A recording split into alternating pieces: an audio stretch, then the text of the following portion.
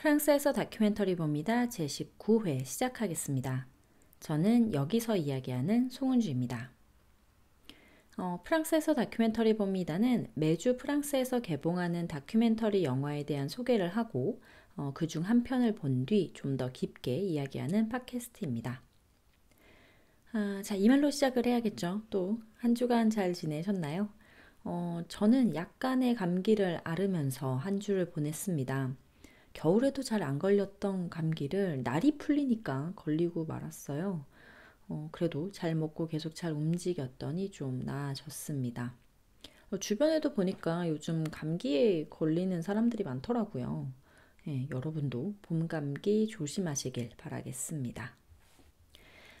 지난 에피소드에서 제가 그 모든 거짓말의 어머니를 이야기했었죠. 이 에피소드를 듣고 댓글을 남겨주신 분이 계십니다. 쿠션2님께서 부산영화제에서 본 이후로 이 영화에 대해 말하는 사람이 없어 궁금했는데 들으면서 영화를 다시 보는 것 같았어요. 감상도 흥미롭고요. 올려주셔서 감사합니다. 라고 의견을 나눠주셨는데요. 매우 감사합니다. 드디어 제가 소개하는 영화를 보신 분이 나타났습니다. 네. 제가 이 팟캐스트를 처음 시작할 때 프랑스에서 개봉하는 다큐멘터리를 한국어로 이야기하는 게 의미가 있을까 걱정을 좀 했었거든요. 물론 희소성에 대한 가치는 있지만 대중문화를 다루는데 희소성이 있다는 건 좋기만 한 건 아니잖아요. 함께 보고 같이 공감할 수 있어야 더 듣기에 재밌으니까요. 그래도 해외에 사시는 한국어 화자분들이나 한국의 이제 영화제에서 미리 영화를 보신 분들이 있을 수 있다라는 희망을 가지고 시작을 했었죠. 그리고 드디어 영화제에서 영화를 보고 제 팟캐스트를 들어주신 분을 이렇게 만나보게 되었습니다. 너무 반갑습니다. 네. 같은 영화를 본 사람을 만난다는 건 특히나 또 많은 사람이 보지 않은 영화를 같이 본 사람을 만난다는 거는 매우 반가운 일이네요. 네. 감상이 다를 수는 있지만 뭐랄까요. 같은 경험을 한 것 같은 뭔가 동지애 같은 게 생기는 것 같습니다. 아무튼 남겨주셔서 감사합니다. 이번 주에는 4편의 다큐멘터리 영화가 프랑스에서 개봉을 했습니다. 첫 번째 작품은 제레미 퐁타뉴의 Le Monde est à eux입니다. 직역하면 세상은 그들의 것 정도 될 것 같은데요. 파리 근교의 공동 수업 방식을 선택한 학급이 있습니다. 학생, 선생님, 부모가 모두 연계된 이 수업 방식은 5년간 바칼로레아 합격률 100%를 자랑하는데요. 제가 궁금해서 찾아봤더니 작년 바칼로레아 합격률은 프랑스 평균 90.9%였습니다. 그러니까 약 10명 중에 1명은 통과를 못하는 거죠. 아마 다들 잘 아시겠지만 그래도 이야기를 하자면 바칼로레아는 프랑스의 고등학교 졸업시험이라고 생각하시면 되는데요. 이 시험을 통과하면 국공립 대학 입학 자격이 주어집니다. 이 다큐멘터리는 그 학급의 두 담임 선생님과 학생들이 직접 촬영을 하고 함께 만든 다큐멘터리예요. 감독 자리에 이름을 올린 사람이 담임 선생님 중 한 명이더라고요. 학생들에게 어떻게 동기부여를 하고 잠재력을 일깨우는지 그 방법이 궁금합니다. 두 번째 작품은 니콜라 필리베르 감독의 아베호레의 호자박입니다. 혹시 제가 프다복 14회에서 다뤘던 슈러 라다망, 아다망 위에서를 기억하시나요? 그때도 말씀드렸었지만 그 영화의 뒤를 잇는 동일 감독의 작품입니다. 감독은 처음에 파리 센느강 위에 위치한 정신건강센터 이 아다망이라는 공간을 찍다가 이 프로젝트를 이제 트리올로지로 만들어야겠다고 마음을 먹었다고 해요. 그 3부작 중에 두 번째 작품인 이 아베호의 호자박은 파리 병원의 정신병동 부서의 이름인데요. 이 정신병원에 내원하는 환자들과 치료자들의 진료 및 상담 시간을 찍었습니다. 전편에서 봤던 인물들이 등장하기도 하고요. 전편을 저는 되게 좋게 봤던지라 이 작품도 궁금하더라고요. 보고 조만간 프다봅에서도 이야기를 해볼까 싶습니다. 세 번째 작품은 크리스틴 앙고 감독의 윈파미입니다. 한가족이라는 뜻의 제목인데요. 크리스틴 앙고는 소설가이자 극작가, 시나리오 작가입니다. 소설과 연극 대본을 주로 많이 썼고요. 영화 쪽에서는 클레라 드니와 함께 시나리오 작업을 한 적이 있네요. 이 다큐멘터리는 작가의 첫 장편 다큐멘터리 영화입니다. 어느 날 작가는 스트라스부르에 일 때문에 초대가 되는데요. 이곳은 작가의 아버지가 1999년까지 살다 세상을 떠난 곳이기도 합니다. 그리고 작가가 13살에 태어나서 처음으로 아버지를 만나러 온 곳이기도 하고 그의 아버지가 작가를 성폭행하기 시작한 곳이기도 하다고 해요. 아버지가 새로 만든 가족, 그의 아내와 자식들은 이 도시에 계속 살고 있다고 합니다. 작가는 카메라를 들고 그 가족들을 찾아가기로 하는데요. 영화 시놉시스부터 좀 충격적이죠. 네. 소설을 쓰던 작가의 영화 화법은 어떨지 궁금해서 이 영화도 너무 보러 가고 싶은 마음이 들더라고요. 시간을 내서 좀 보러 가야겠습니다. 네 번째 개봉작이자 제가 이번 주에 이야기할 영화는 안나 힌츠 감독의 에스토니아, 프랑스, 아이슬란드 합작 영화 스모크 사우나 시스터후드입니다. 제목에서 엿볼 수 있듯이 스모크 사우나, 전통 장작 사우나에서 시스터후드, 그곳에 모인 여성들의 연대를 담은 영화인데요. 작년 썬댄스 영화제에서 월드 시네마 다큐멘터리 감독상을 받았고요. 그 외에 다른 영화제에서도 꽤 많은 상을 받았고 계속 받고 있는 것 같아요. 네. 안나 힌츠 감독은 40대 초반의 에스토니아 여성 감독인데요. 에스토니아 문학과 비교 문학을 공부하고 그 후에는 사진을 그리고 20대 후반에 영화학교에 들어가서 영화를 공부했다고 합니다. 이 스모크 사우나 시스터우드가 첫 장편이에요. 그전에는 단편들을 찍었고요. 이 첫 장편 영화를 7년 동안 작업을 했다고 합니다. 그 인내와 노력에 존경심이 들면서도 그 시간 동안 어떻게 생계를 유지하고 살았을지 너무 궁금하더라고요. 네. 이 다큐멘터리는 에스토니아의 한 숲에 위치한 작은 전통 사우나를 배경으로 하고 있는데요. 에스토니아의 전통 사우나는 굴뚝이 없는 나무 오두막에 장작으로 불을 피워 돌을 가열하고 그 돌들 위에 물을 끼얹으면서 향긋한 향기를 자아내는 방식의 사우나라고 합니다. 관련해서 좀 찾아보던 도중에 BBC 코리아에서 이 영화를 잠시 소개하면서 에스토니아와 핀란드를 비롯 북유럽의 사우나 문화에 대해서 소개한 기사가 있어서 읽어봤어요. 거기서 읽은 내용을 바탕으로 북유럽의 사우나 이야기를 조금 해보도록 하겠습니다. 아주 옛날부터 몸에서 땀을 내는 목욕은 모든 문화권에서 많은 사람들이 즐긴 문화라고 합니다. 지역에 따라 다양한 형태로 변형이 된 거죠. 오늘날 사우나는 휴식과 웰빙의 공간으로 인식이 되고 있지만 과거에는 사우나가 몸을 씻는 공간이었을 뿐만 아니라 요리, 아마와 호밀 건조, 비누 만들기, 빨래, 병자 돌보기, 시신 세척, 출산 등 다양한 용도로 사용이 되었다고 해요. 잠을 자거나 비밀리에 누군가를 만나는 장소이기도 했고요. 그리고 매주 하는 사우나는 교회와 안식일을 위해 몸을 정화하는 행위이기도 했다고 합니다. 또한 핀란드에서는 사우나가 주요 민간 치유법이기도 했대요. 소독이 되어 있고 따뜻한 곳인 사우나를 사람들은 조상과 신의 힘이 담겨진 공간이라고도 생각을 했다고 합니다. 그러니까 정신적인 공간이기도 했던 거죠. 전통 사우나에서부터 최신식으로 현대화된 사우나까지 여전히 사우나는 북유럽 사람들의 삶에서 굉장히 필수적인 것 중에 하나고 대부분 어려서부터 경험을 한다고 합니다. 감독 소개해 보니까 감독이 에스토니아의 토속 전통에 관심이 많다고 하는데요.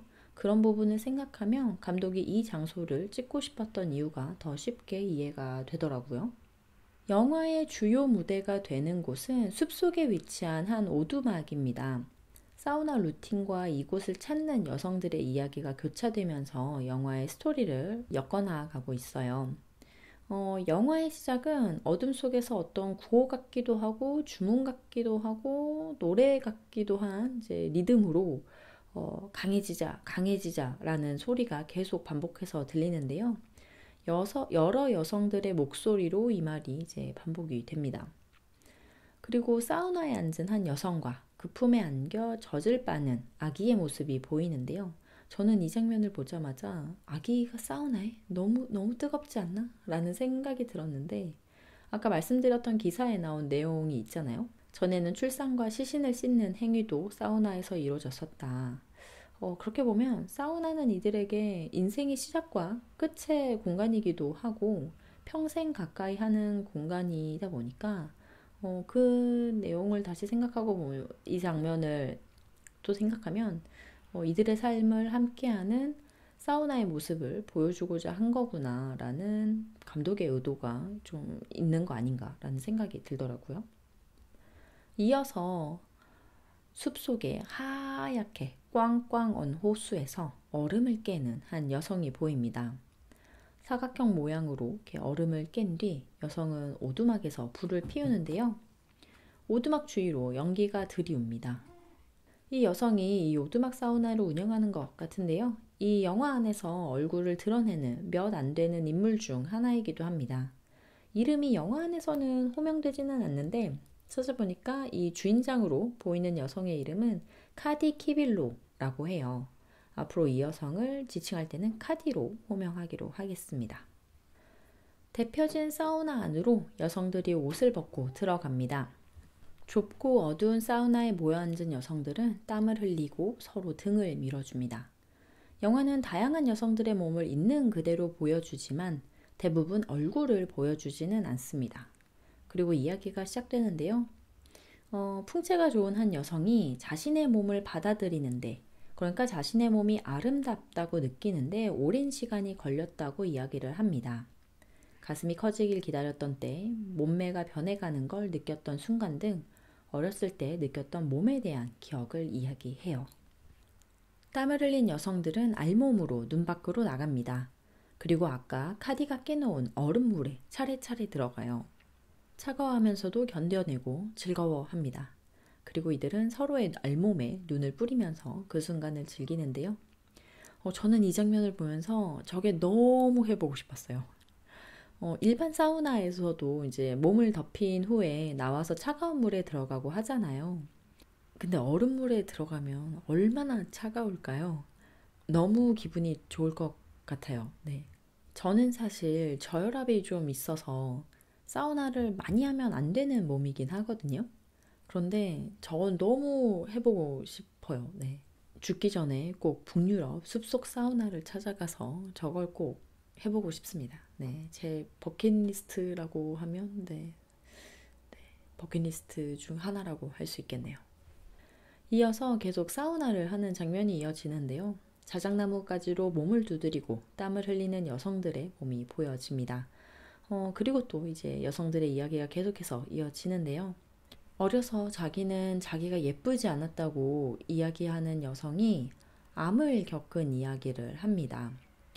유방암 선고를 받았을 때 죽음에 대한 공포를 느낀 것, 자궁에도 암이 생겨 적출한 이야기, 그렇게 자신의 장기들이 하나씩 사라진 이야기를 해요. 그리고 그런 과정을 겪으면서 병이 나의 장기는 가져갔지만 나의 영혼은 가져가지 못할 것이다 라고 생각했다는 이야기도 합니다. 이어서 칼을 가는 장면이 나오는데요. 그리고 돼지고기를 자릅니다. 사우나의 돼지고기라니? 네. 카디가 사우나에 불을 피우고 실에 묶인 돼지고기 덩어리들을 이제 사우나의 낮은 천장에 매다는데요. 훈제 햄을 만드는 거예요. 아까 기사 내용에 보면 사우나는 요리에도 쓰였던 공간이라고 나왔잖아요. 훈연 사우나의 여러 다른 면모들도 이렇게 보여주더라고요. 여성들이 둘러앉았던 공간에 이번에는 돼지고기 덩어리들이 자리를 차지하고 있습니다. 그리고 이어서 이거는 연출된 장면 같은데 연기가 피어오르는 어둠 속에서 한 여인의 실루엣이 보이고 나이 든 여성의 목소리가 들려요. 이 장면이 여러 번 반복되는데 이 장면에서는 이제 좀 사우나의 역사적 의미나 그러니까 그전에는 이 사우나가 어떤 장소로 쓰였는지를 이야기하고요. 이 목소리로 이제 사우나가 성스러운 장소이기도 했고 출산에 쓰인 공간이기도 했으며 시체를 씻는 장소이기도 했다는 이야기가 들려옵니다. 또한 과거를 살아낸 여성으로서의 증언도 들려오죠. 결혼 지참금이 필요했던 시절과 남성들의 폭력을 견뎌내야 했던 과거가 수레됩니다. 제가 지금 녹음을 저녁에 하고 있는데 그래서 그런지 저희 고양이가 너무 많이 울고 있어요. 네, 그 고양이를 어떻게 할 수가 없어서 오늘은 좀 고양이 소리가 많이 들어갈 수 있는 점 양해 부탁드리겠습니다. 이게 고양이가 안 우는 때를 기다리면서 이렇게 뭐 하려니까 안 될 것 같아요. 네. 사우나의 루틴은 이어지고, 네, 여성들의 이야기도 계속됩니다. 장작을 패고 불을 때우고 땀을 흘리고 자작나무를 두드리고 달궈진 돌에 물을 붓고 이어서는 결혼에 대한 압박을 받는 여성의 이야기, SNS에서 남성의 성기 사진을 받는다는 이야기, 그리고 침대에서 이루어지는 더티 토크에 대한 이야기도 나오죠. 어둑어둑해진 숲의 이른 저녁, 오두막을 나와 여성들은 맨몸으로 줄을 지어 소변을 함께 봅니다. 사우나에서 만들어진 훈제햄을 여성들은 나눠 먹고 계절은 여름이 되었습니다. 이어서 등장하는 여성은 머리를 삭발한 여성인데요. 등장인물들 중 드물게 얼굴을 보여주는 인물이에요. 이 여성은 자신이 레즈비언으로서 정체화를 했던 과정, 그리고 부모님 앞에 커밍아웃을 한 이야기를 꺼내놓죠. 이어서 다른 여성은 엄마와의 관계에 대한 이야기를 하는데요. 폭력적이고 통제욕이 강했던 엄마와 엄마가 자신을 죽일까봐 두려워했던 어린 시절. 하지만 엄마는 자신을 사랑했고 자신 또한 엄마를 사랑했다고 이야기를 합니다. 에스토니아인들은 사랑 표현을 잘 하지 않는다고 이야기를 해요. 그리고 그 말에 다른 여성들도 다 같이 공감을 합니다. 이어서는 임신과 낙태에 대한 이야기도 이어집니다. 한 여성이 어린 나이에 남자친구와 아기를 가지게 된 이야기를 하는데요. 너무나 좋아하는 사람이었기에 그 사람의 아기를 가지게 되어 기뻤고 남자친구도 그렇게 반응해 줄 줄 알았는데 임신 소식을 들은 남자는 아기를 원치 않았다고 해요. 남자친구가 낙태를 하길 바랬기에 약을 먹고 낙태를 하게 되었다고 덤덤하게 이야기를 털어놓습니다. 자신의 몸에서 작은 빨간 핏덩어리가 빠져나왔던 순간에 대해서 이야기를 해요. 사우나에 둘러앉은 여성들은 낙태는 여성의 권리라는 것에 동의를 하지만 또한 내심 낙태를 한 자신 스스로를 부끄럽게 생각한다고 말을 모읍니다.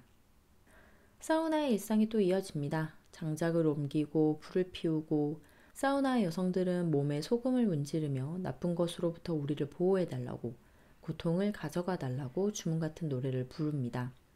밖에는 비가 내리고 눈이 내리고 계절이 또 변합니다. 월경에 대한 이야기도 나오는데요. 어려서 첫 월경을 하게 되었던 경험을 서로 나눕니다. 그중 한 여성은 자신이 월경을 하게 되었을 때 엄마가 한 말을 떠올리는데요. 월경을 병으로 지칭하면서 너도 이제 병이 시작됐구나 라고 말했대요. 한 달에 한 번 찾아오는 월경은 그렇죠. 네, 병처럼 느껴질 때가 있죠. 이어서 허벅지에 피가 흐르는 여성이 자신의 몸을 씻는 장면이 나오는데요. 월경혈이 흐른 겁니다. 이 장면이 저에게는 좀 새로웠는데요. 월경혈이라는 것은 감춰야만 하는 것이라는 인식이 저에게도 좀 남아 있었나 봐요. 하긴 생리대 광고에 붉은 액체를 사용하기 시작한 것도 사실 얼마 안 됐습니다. 몇 년 안 됐어요. 하지만 여성들에게 하반신에서 흐르는 피는 굉장히 사실 익숙한 거죠. 되게 자연스러운 거고요. 그래서 여러모로 여성들의 몸을 자연스럽게 보여주면서 그 몸에서 일어나는 일들 또한 보여줘서 저는 되게 좋았습니다. 사우나는 여성들이 함께 이야기를 나누고 웃고 연대를 하는 공간입니다. 한국의 대중목욕탕을 떠올려 보셔도 좋을 것 같아요. 제가 이제 남탕은 분위기가 어떤지 모르겠지만 여탕 같은 경우 사우나나 찜질방에서 함께 먹을 것을 나눠 먹고 이야기를 나누고 서로 등을 밀어주고 하잖아요.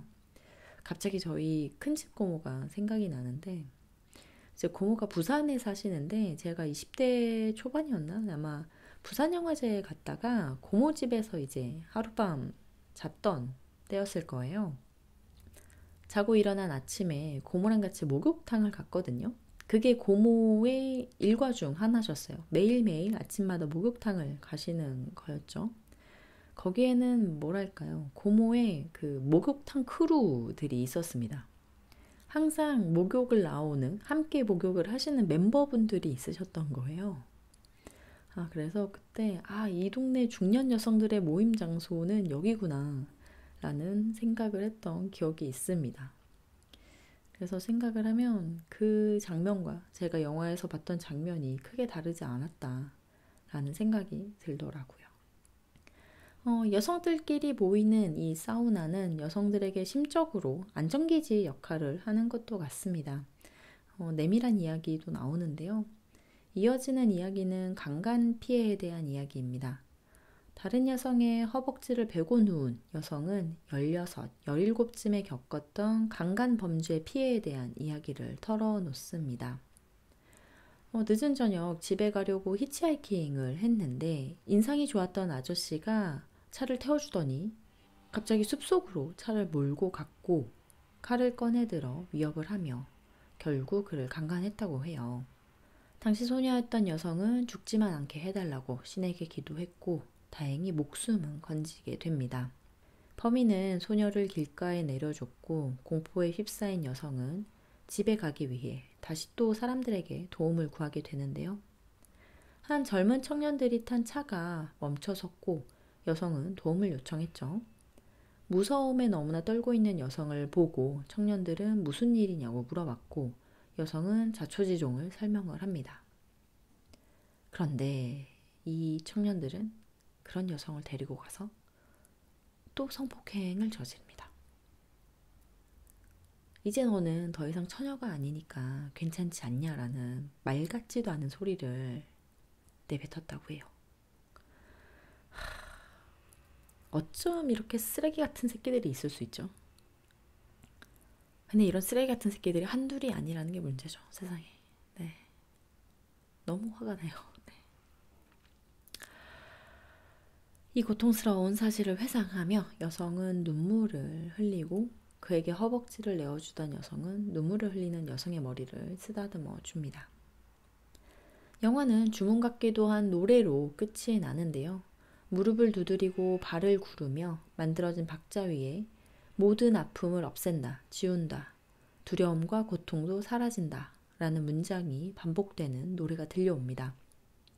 노래는 점점 빨라지고 주문은 더욱 강력해지는 것만 같습니다. 영화 끝에 모든 나의 자매들에게 라는 감독의 메시지가 뜨는데요. 세상의 모든 여성들에게 바치는 영화라는 생각이 들더라고요. 2차 성징, 외모에 대한 고민, 월경, 임신, 낙태, 여성질환, 성정체성, 강간 피해 등등 여성이 여성의 몸을 가지고 살면서 겪게 되는 일들이 엮어져 에스토니아 여성들의 삶의 연대기를 보는 것 같았습니다. 초반에 말씀드렸던 것처럼 화자의 몸은 있는 그대로 보여지지만 얼굴은 잘 보이지 않는다고 했잖아요. 이제 여기서 익명성이 발생하게 되는데 이 어둡고 연기가 피어오르는 공간에서 담담하게 서술되는 익명의 이야기가 이게 익명이기에 또 보편성을 가지게 되는구나 라는 생각이 들더라고요. 나도 저랬지, 나의 이야기 같지 라고 느끼는 부분이 생긴달까요? 그리고 다들 벗고 있기 때문에 복장을 통해서 그 사람의 취향이나 성향을 추측할 수도 없고요. 그러니까 화자를 특정할 수가 없기 때문에 이게 우리 모두의 이야기처럼 더 느껴지는구나 라는 생각을 또 했습니다. 그리고 어떻게 보면 모두가 평등해지는 공간인 사우나에서 여성들이 서로 연대하는 모습을 보는 것도 좋았고요. 그나저나 그 영화에 자주 나오는 저 주문과도 같은 노래들은 원래 에스토니아 전통 노래이고 자주 저렇게 사우나에서 부르는지 아니면 감독의 연출이 가미된 부분인 건지 궁금하더라고요. 그리고 이외에도 영화에는 전반적으로 뭔가 좀 영적인 느낌의 음악들이 흐릅니다. 오두막 사우나라는 공간이 좀 좁아서 촬영이 어렵지 않았을까 생각이 들었는데, 오두막 외부의 공간과 숲과 실내를 오가면서 그 부분을 해소한 것 같고요. 또한 어두운 공간에서 대비가 강한 점을 이용해서 밖에서 안으로 들어오는 빛이라든지 피어오르는 연기, 그리고 빛에 반짝이는 물방울 등을 아름답게 찍었습니다. 다양한 여성들의 몸을 있는 그대로 찍은 이미지 또한 아름다웠고요. 영화 홈페이지를 보니까 영화제 수상 리스트가 계속해서 늘어나고 있는 것 같은데, 네. 많은 나라에서 여러 사람들에게 소개되면 좋겠습니다. 에스토니아의 전통문화 중 하나인 사우나를 배경으로 여성들의 삶과 연대를 담아낸 영화 스모크 사우나 시스터우드였습니다. 이번 주에는 좋은 다큐멘터리들이 여러 편 개봉을 했네요. 제가 이 푸다법을 시작하고 저희 동네에 이렇게 한 주에 여러 다큐멘터리가 개봉한 적은 처음인 것 같습니다. 기쁘기도 하고 너무 바쁘기도 하네요. 네. 그래도 시간을 내서 잘 한번 많이 봐볼 수 있도록 하겠습니다. 네. 오늘 제가 이야기한 영화 정보 및 이미지들은 제 블로그에 올려두도록 하겠습니다. 블로그 주소는 네이버 블로그 blog.naver.com/hunjusong_입니다. HEUNJUSONG_ 나누고 싶으신 이야기가 있으시거나 하고 싶으신 말씀이 있으시면 들으시는 플랫폼 또는 제 블로그에 댓글로 남겨주시면 감사하겠습니다. 네, 여러분이 눌러주시는 좋아요, 여러분의 반응들, 네, 저에게 아주 큰 도움과 힘과 네, 원동력과 네, 많은 것이 됩니다. 네. 그러면 저는 다음 주에 다시 돌아오도록 하겠습니다. 한 주간 모두들 별일 없으시길 바라겠습니다. 네. 들어주셔서 고맙습니다.